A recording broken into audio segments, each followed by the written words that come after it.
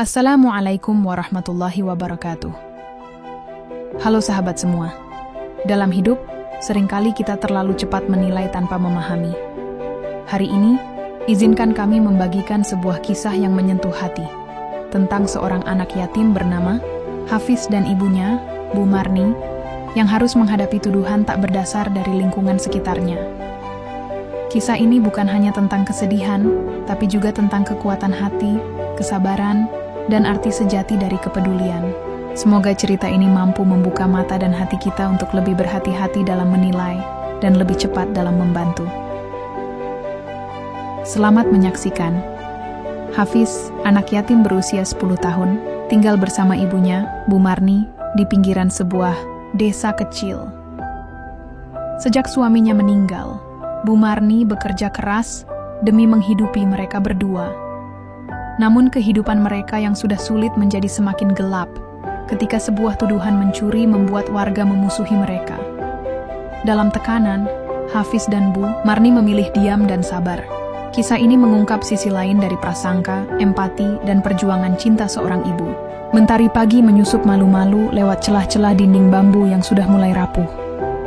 Di sebuah gubuk kecil di pinggiran desa, suara ayam berkokok, bersahutan seolah membangunkan semesta.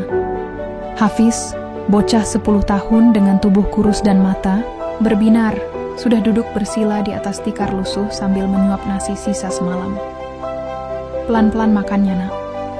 Biar cukup sampai siang, ucap Bu Marni lembut, sambil membetulkan jilbabnya yang mulai pudar warnanya.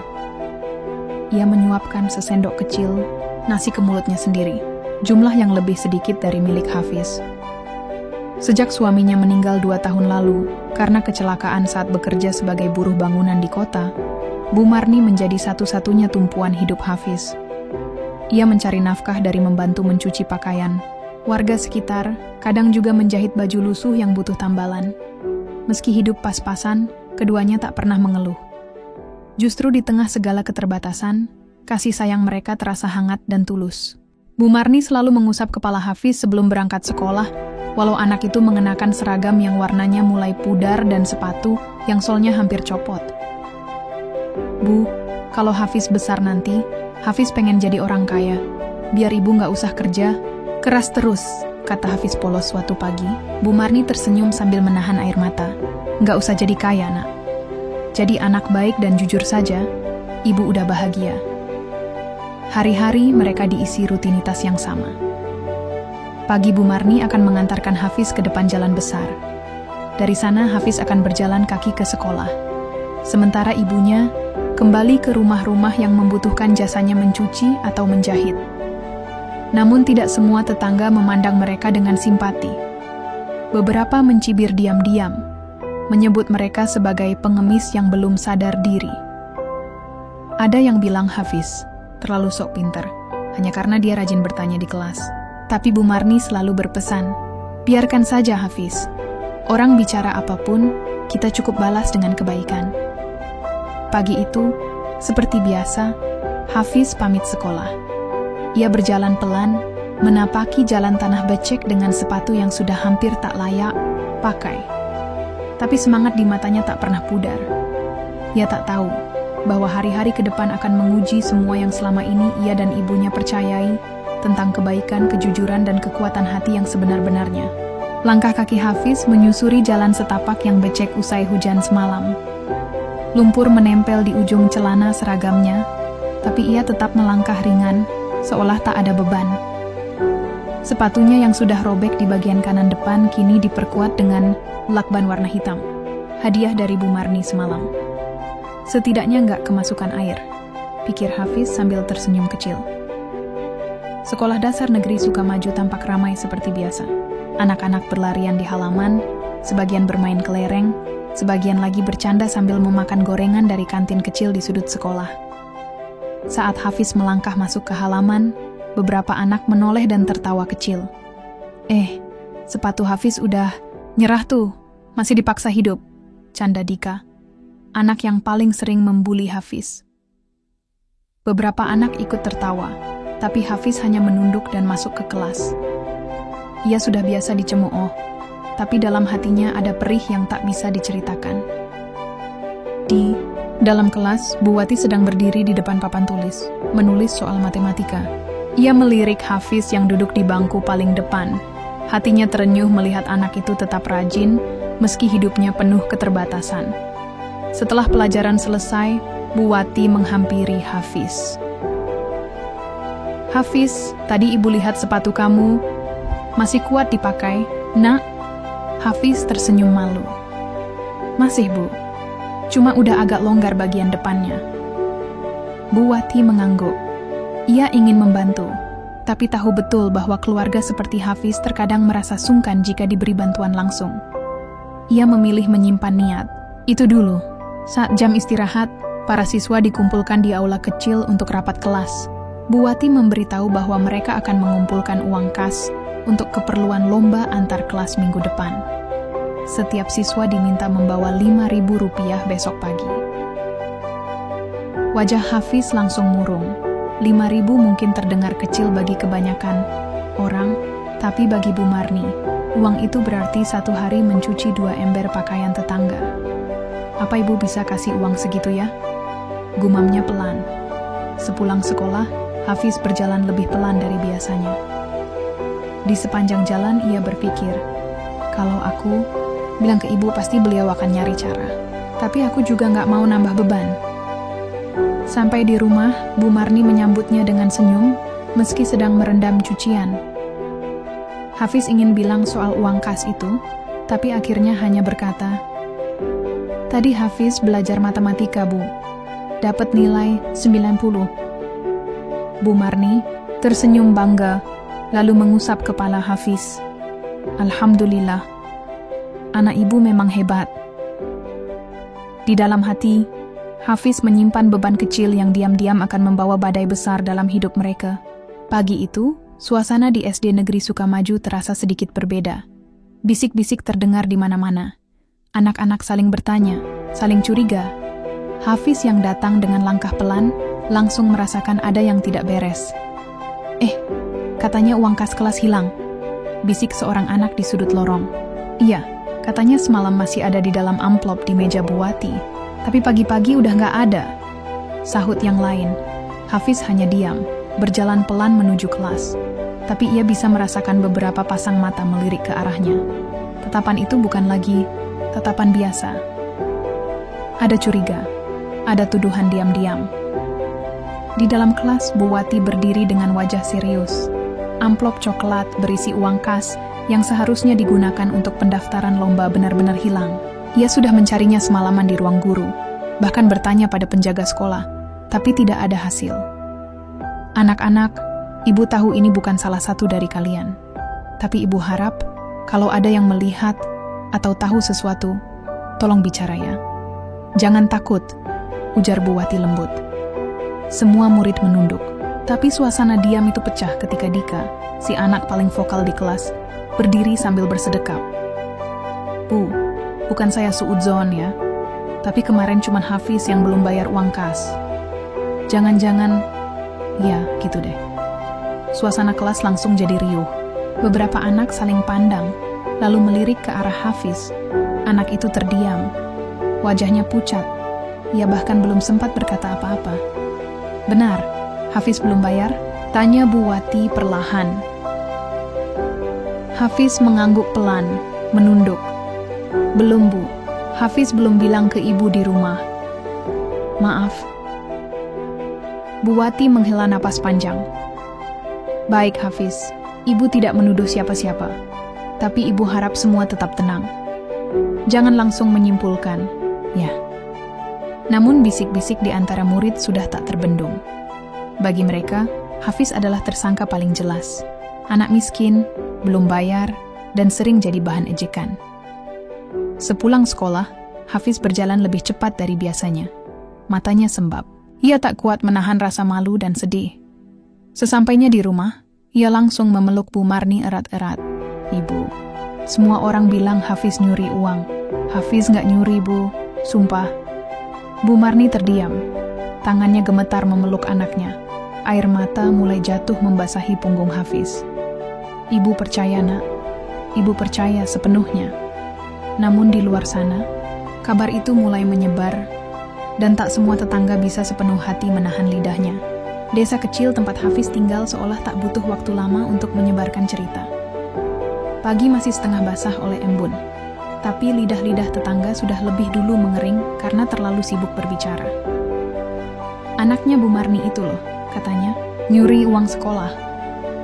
Kasihan sih, tapi ya, jangan sampai kelakuan susah bikin gelap mata. Harusnya Bu Marni lebih jaga anaknya. Masa anak SD udah bisa nyolong? Bu Marni mendengar semuanya. Dari balik pintu rumah reotnya, ia tahu suara-suara itu tak datang dari hutan, tapi dari manusia yang dulu bersalaman tiap lebaran. Pagi itu, saat membawa cucian ke rumah Bu Tatik, pemilik warung paling ramai di desa, ia disambut dingin. Biasanya, ada senyum basa-basi. Tapi kali ini hanya tatapan tajam dan kata-kata seperlunya. Taruh aja cucian di belakang, Mbak Marni. Saya lagi buru-buru. Begitu juga di rumah Bu Linda, yang biasanya suka berbagi gorengan sisa dagangannya. Hari itu, pintunya hanya terbuka separuh. Maaf, Mbak. Hari ini cucian kami belum banyak. Nanti saya kabari lagi ya. Bu Marni menunduk, paham betul arti isyarat itu. Padahal baru kemarin ia dianggap pekerja paling rajin. Tapi hari ini, namanya mulai dipakai dalam kalimat penuh prasangka. Sore harinya Hafiz tak keluar rumah. Ia hanya duduk di pojok ruangan, memandangi dinding bambu yang mulai berjamur. Di tangan kecilnya tergenggam buku gambar. Biasanya ia senang menggambar gunung dan matahari. Tapi hari itu, kertas hanya berisi coretan tak tentu arah. Ibu, Hafiz harus apa biar mereka percaya? Bisiknya lirih.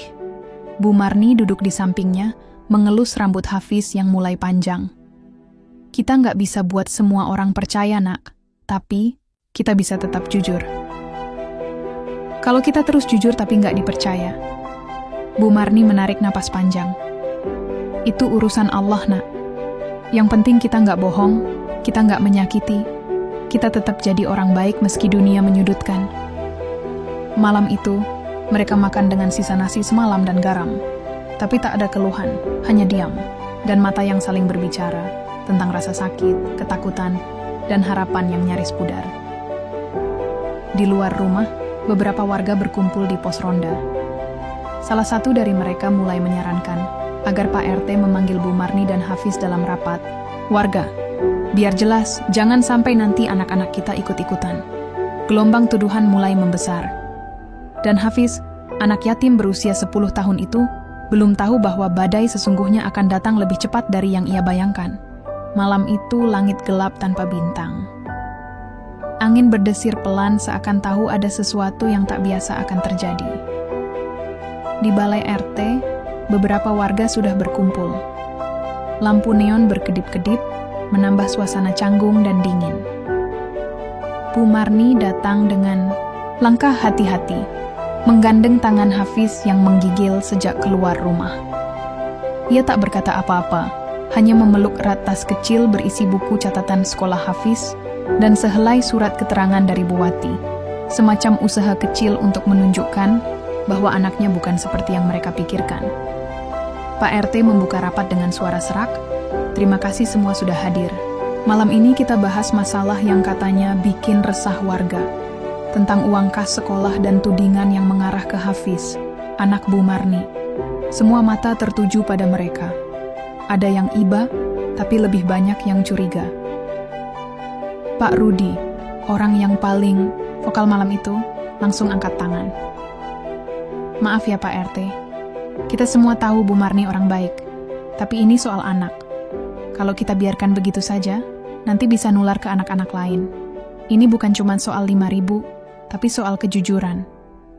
"Bu," Marni menatap Pak Rudi, matanya berkaca-kaca. "Saya mohon maaf kalau anak saya membuat resah, tapi saya yakin Hafiz tidak melakukannya. Saya kenal anak saya, Pak." Dika yang juga hadir malam itu, bersama ibunya, maju dengan percaya diri. Dia satu-satunya yang belum bayar. Dan anehnya, besoknya uang hilang. "Nggak salah dong kalau kami curiga?" Hafiz mengepalkan tangannya. Ia ingin berteriak bahwa ia tidak salah, tapi tenggorokannya tercekat. Di hadapan semua orang dewasa, suara anak seperti dirinya hanya terdengar seperti desahan. Bu Marni berdiri, suaranya lirih namun tegas. Anak saya mungkin miskin. Sepatunya robek, bajunya lusuh. Tapi saya ajarkan dia untuk tidak pernah mencuri, walau kami lapar.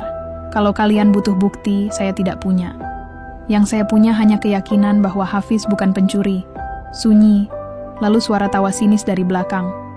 Semua orang bilang anaknya baik sampai ketahuan. Tangis Hafiz pecah.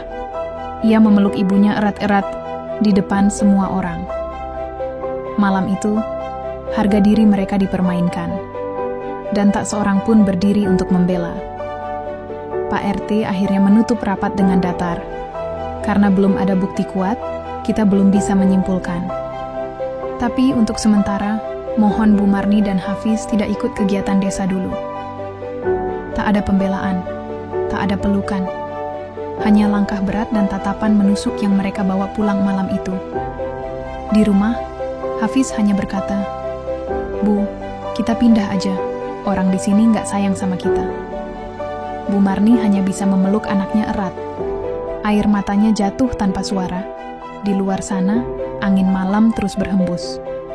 Tapi di dalam gubuk kecil itu, badai sudah lebih dulu menghantam. Beberapa hari berlalu sejak rapat warga malam itu. Hafiz tak lagi ke sekolah. Ia memilih berdiam di rumah, menggambar di pojok ruangan, sambil sesekali menatap langit dari celah atap yang bocor. Sementara itu, Bu Marni tetap bekerja, walau satu persatu rumah menutup pintu untuk jasanya. Hari-hari mereka jadi sepi. Bukan karena suara, tapi karena perasaan. Seolah desa yang dulu ramah, kini jadi asing dan dingin. Namun takdir kadang bergerak lewat cara yang tak terduga. Pagi itu, Bu Wati, guru kelas Hafiz, sedang membersihkan rak tua di ruang guru. Di sela-sela tumpukan map dan buku lusuh, ia menemukan sebuah tas kain yang tak dikenali. Warnanya pudar, lusuh seperti tak tersentuh bertahun-tahun. Saat dibuka, di dalamnya ada beberapa kertas, alat tulis, dan sebuah amplop cokelat, amplop yang hilang. Tangan Bu Wati gemetar saat menarik isinya. Lembar demi lembar uang 5 ribuan, jumlahnya persis dengan kas yang dikumpulkan hari itu. Di bagian luar, tertulis samar dengan spidol biru, untuk kas kelas 4A. Ia langsung teringat, tas itu milik Reno, siswa yang bulan lalu pindah, karena ikut orang tuanya keluar kota. Rupanya tas itu tertinggal, dan terselip di antara rak Bu Wati menahan napas. Wajah Hafiz langsung terbayang. Wajah yang selalu menunduk sejak hari uang itu hilang. Anak kecil yang menanggung beban terlalu besar untuk usianya. Tanpa menunggu lama, Bu Wati menuju rumah Bu Marni. Sesampainya di sana, ia mengetuk pintu dengan hati-hati. Hafiz yang membukakan pintu, matanya masih sayu. "Bu Wati," ucap Hafiz. Pelan Bu Marni keluar dari dapur, tergesa. "Ada apa, Bu?" Bu Wati menggenggam tangan Bu Marni dan Hafiz. Air matanya menetes. "Maafkan saya baru saja menemukan uang kas itu. Ternyata tertinggal di tas anak yang sudah pindah." Hafiz tidak bersalah. Semua tuduhan itu keliru. Kami salah. Ruangan itu senyap. Hafiz terdiam. Ia ingin marah, ingin menangis, tapi tubuhnya hanya bisa mematung. Bu Marni menutup mulutnya dengan kedua tangan. Hanya isakan pelan terdengar, seperti rembesan hujan dari atap bocor. Bu Wati memeluk Hafiz. "Maafkan kami semua ya, Nak." Hari itu, satu kebenaran akhirnya muncul ke permukaan. Tapi luka di hati Hafiz dan ibunya tak bisa langsung hilang hanya karena kata maaf. Warga, desa belum tahu. Tapi kabar ini akan sampai. Dan saat itu datang, apakah mereka akan tetap berpaling atau mulai membuka hati? Kabar itu menyebar seperti angin, pelan, tapi pasti. Mulai dari mulut Bu Wati yang mendatangi rumah Pak RT, lalu menyusul para guru lain, dan akhirnya sampai ke telinga warga yang beberapa hari lalu paling lantang menuduh. Jadi, Hafiz, gak nyuri? Ya Allah, jadi selama ini kita nuduh anak itu sembarangan? Beneran amplopnya ketemu di tas anak yang udah pindah itu?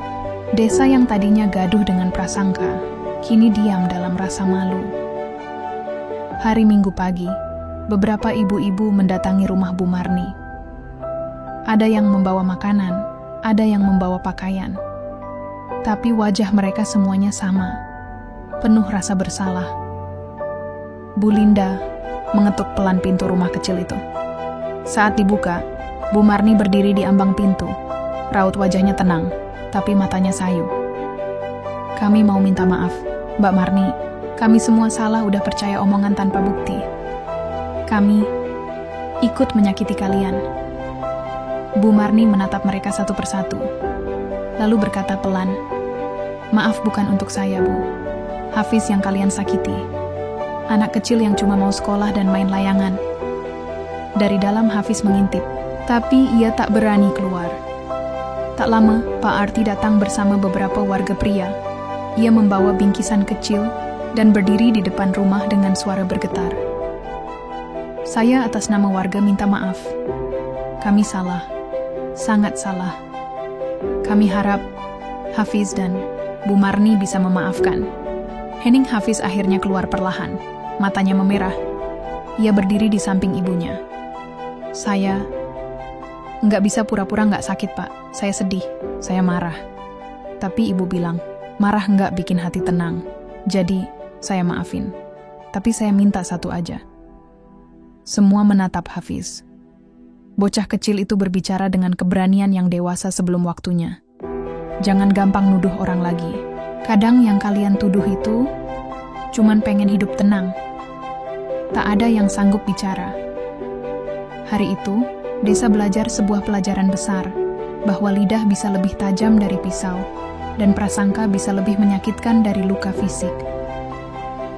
Hafiz kembali ke sekolah keesokan harinya.